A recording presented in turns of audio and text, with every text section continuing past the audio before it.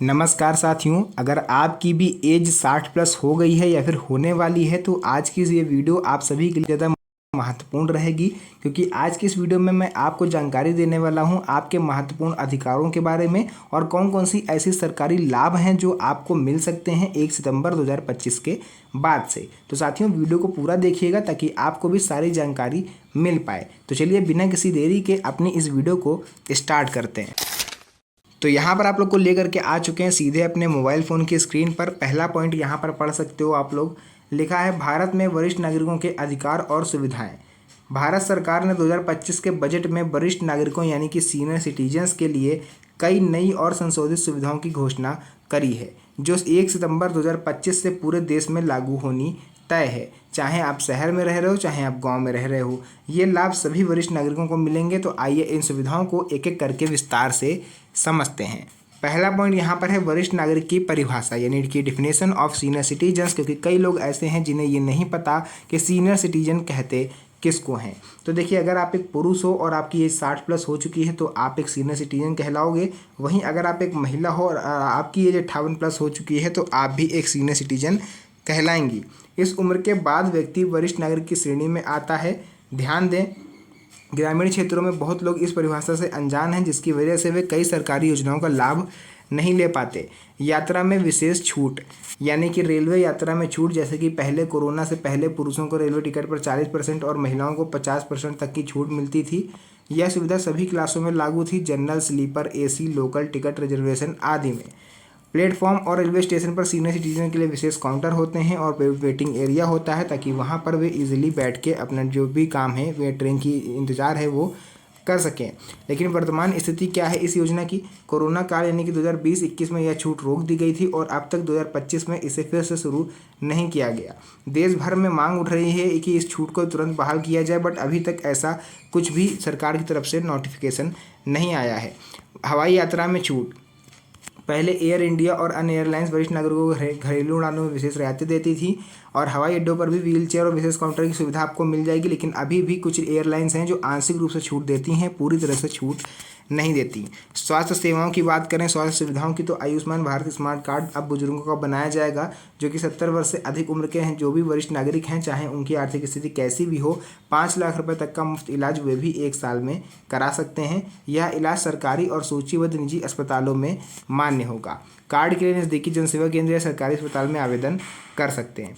उसके बाद मुफ्त स्वास्थ्य और जांच और दवाइयाँ। देखिए, जन औषधि केंद्रों पर सस्ती दवाइयाँ उपलब्ध हैं। ब्लड प्रेशर, डायबिटीज़ और सामान्य बीमारियों की मुफ्त जांच भी आपकी गवर्नमेंट करवाती है। कुछ निजी फार्मेसी भी विशेष रूप से छूट देती हैं। बैंकिंग और वित्तीय लाभ, फिक्स डिपॉजिट और टीडीएस पर छूट। 2025 के नए नियम के अनुसार 1 लाख रुपए तक के ब्याज पर कोई टीडीएस आपका नहीं कटेगा। यानी कि अगर आपकी बचत खाता आपका है या फिर आपने एफडी कराई है और उस पर 1 महीने में 1 लाख रुपए तक भी ब्याज अगर आ रहा है, सॉरी तीसरे महीने आता है ब्याज, तो अगर 3 महीने में 1 लाख रुपए तक का ब्याज आ रहा है तो गवर्नमेंट उस पर अब कोई भी टीडीएस नहीं काटेगी। इसका मतलब ये हुआ कि पूरा ब्याज आपके पास सेफ रहेगा और कोई भी टैक्स कटौती किसी भी प्रकार की नहीं होगी। किराए की आय पर राहत, यदि वरिष्ठ नागरिक को 6 लाख रुपये प्रति वर्ष तक का किराया मिलता है तो उस पर भी टीडीएस नहीं लगेगा। उच्च ब्याज दर और विशेष बैंकिंग सेवा, वरिष्ठ नागरिक के लिए बैंक साधारण ग्राहकों से अधिक ब्याज देते हैं। बैंक में अलग काउंटर, तेज सेवा और मोबाइल ऑनलाइन बैंकिंग भी विशेष रूप से उपलब्ध होता है। अब मैं आपको बताऊंगा आपके महत्वपूर्ण अधिकार यानी कि कानूनी अधिकार और सुरक्षा। Maintenance and welfare of parents and senior citizen act 2007, बच्चों और परिवार की जिम्मेदारी है कि वे अपने बड़े बूढ़ों यानी कि सीनियर सिटीजन्स की देखभाल करें और उनका भरण पोषण का पूरा ध्यान रखें। अगर उनकी उपेक्षा होती है, उन पर अत्याचार किया जाता है और अगर उन्होंने कंप्लेन कर दी तो फिर पूरा परिवार नप सकता है, उन पर कार्रवाई हो सकती है। संपत्ति का अधिकार, कई बार ऐसा देखने को मिलता है जो बुजुर्ग होते हैं उनकी संपत्ति धोखे से लोग अपने नाम करा लेते हैं या फिर जानबूझ के वो गिफ्ट कर देते हैं अपने बच्चों को, उसके बाद बच्चे जो हैं उन पर अत्याचार करने लगते हैं। फिर ऐसे में बुजुर्ग चाहते हैं कि उनकी संपत्ति वापस मिल जाए, तो अब आप अपनी संपत्ति वापस ले सकते हो। आपको पुलिस कंप्लेन करनी पड़ेगी।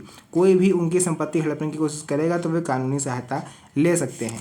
भरण पोषण का अधिकार, आर्थिक रूप से असमर्थ वरिष्ठ नागरिक अदालत में भरण पोषण की मांग कर सकते हैं। सुप्रीम कोर्ट ने बनाया था 2007 में सीनियर सिटीजन एक्ट 2007, जो कि केवल सीनियर सिटीजन्स के अधिकारों की रक्षा करने के लिए ही बनाया गया था। मुफ्त कानूनी सहायता आप लोग को मिल जाती है अगर आप एक सीनियर सिटीजन हो।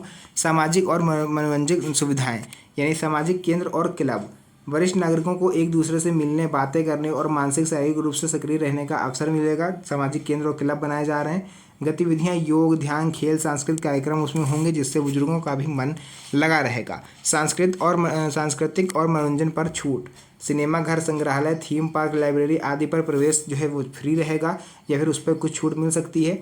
परिवहन में रियायत, कुछ राज्यों में स्थानीय बस और मेट्रो में मुफ्त या रियायती यात्रा मिलती है। विशेष पास भी उपलब्ध होते हैं। पेंशन योजनाएं, देखिए यहाँ पर मैं सबसे पहले आपको बता दूं, जो इस तरह की कई सारी वीडियो आप लोग देखोगे जहाँ पर ये दावा किया जा रहा है कि सभी सीनियर सिटीजन्स को 4,000 रुपये प्रति माह आर्थिक सहायता गवर्नमेंट देगी, जबकि रियलिटी ये है कि अभी तक ऐसा कोई भी ऑफिशियल नोटिफिकेशन गवर्नमेंट की तरफ से नहीं आया है जिसमें वो ऐसा बोलें कि 4,000 रुपये वरिष्ठ नागरिकों को दे रही है मतलब आर्थिक सहायता के रूप में प्रति महीना। ऐसा कुछ भी नहीं है। ये 4,000 रुपये आपको नहीं मिलेंगे। जो भी चैनल वाले इस न्यूज़ को चला रहे हैं वो फर्जी हैं।